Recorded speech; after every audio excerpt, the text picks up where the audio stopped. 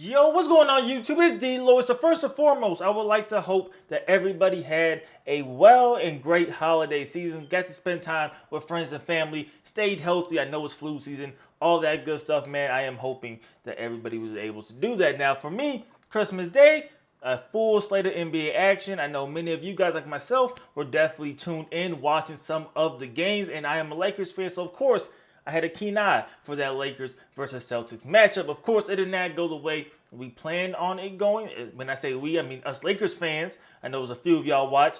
Did not go the way we planned on it, but that's how the Lakers have really been playing as of late. Have not been playing great basketball. I made a video, actually my last video on the channel, talking about how the Lakers actually decided to bench D'Angelo Russell. That stood even in this game against the Celtics. D'Lo came off of the bench, and I said in that video, I don't see him still getting starter minutes, meaning 25 to 30 minutes. I see that really significantly going down because him and Austin Reeves on the court at the same time just simply does not work very well. And we have now seen that, him playing under 20 minutes a game since moving to the bench. Although I do think he played okay, I do think it is a sign that D'Angelo Russell could be available come trade deadline, and it could be very interesting. Now, of course, Shams of The Athletic is now reporting this morning that besides Zach LaVine, because we know the Lakers are interested in potentially moving for Zach LaVine, Dejounte Murray of the Atlanta Hawks is a player of interest. Now, this is interesting because the Lakers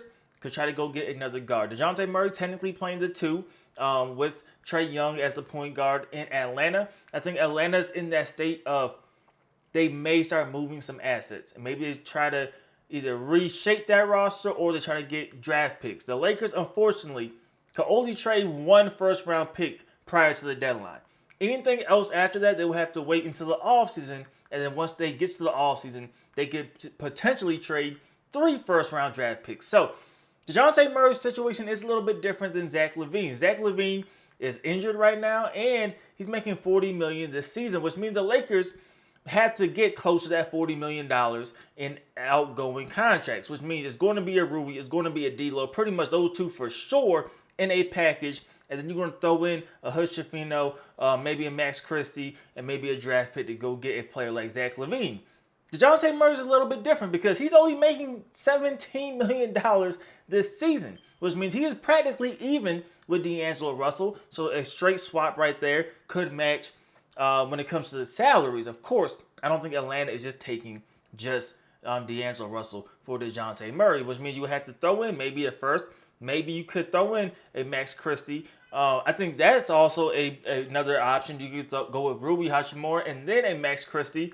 But we're hearing from Sean that they will ask for, of course, no other than Austin Reeves. Now, I don't think the Lakers will trade Austin Reeves really under any circumstances. I think it will take a crazy deal in order for Austin Reeves to be available and be shipped out of LA. So I don't really think that is a realistic choice.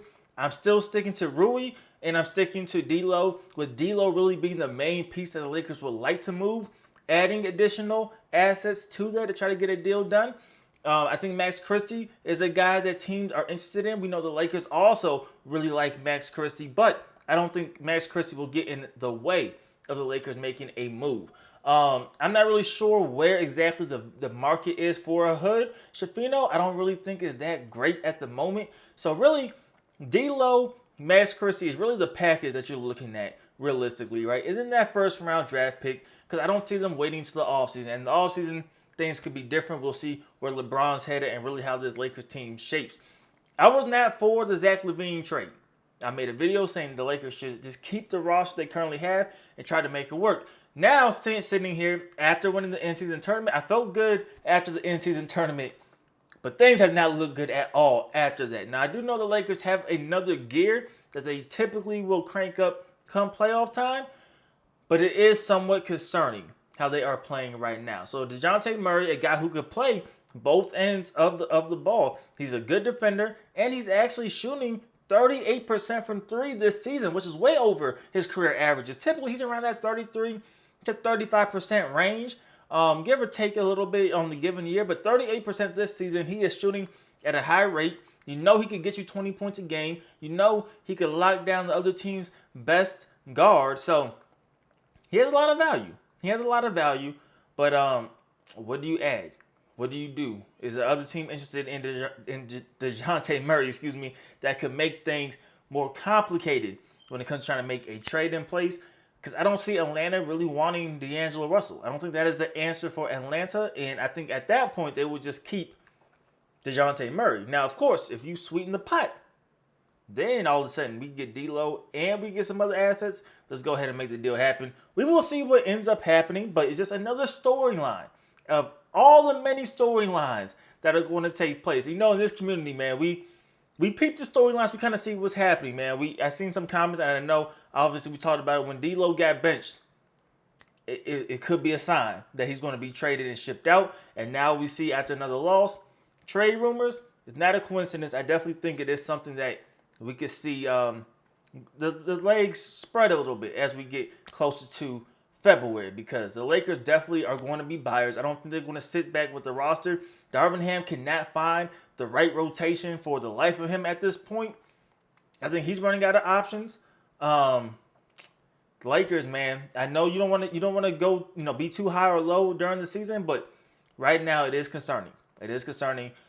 And I think Dejounte Murray might be the better option, but maybe harder to get than a Zach LaVine. Just because you don't have to give up two players. You can maybe give up, because I don't want to get rid of Rui. You could maybe just get rid of D'Lo and a draft pick and maybe Max Christie to get a Dejounte Murray. But we'll see what happens, man. What do you guys think? Am I tripping? Do you rather get Zach LaVine, knowing what you have to give up, knowing he should be back mid-January is what they're projecting? Because we have not seen him on the court for a while. Would you have to go after Dejounte Murray? Or do you have the mindset that I had about a month ago when I was like, the Lakers, just keep what you have. Keep what you have and grow from there and try to figure out the rotations, which apparently has been hard. It's been really hard for Lakers to find Darvin Ham, to find out what rotation works the best. But that's just me rambling on about it, man. Let me know what you guys think about it in the comment section below. As usual, hope you guys did enjoy the video. If you did, please do me a favor. Go ahead and leave this video a like. It helps me out a lot. And subscribe if you have not already. It's DLloyd. I'm see y'all next time. Peace.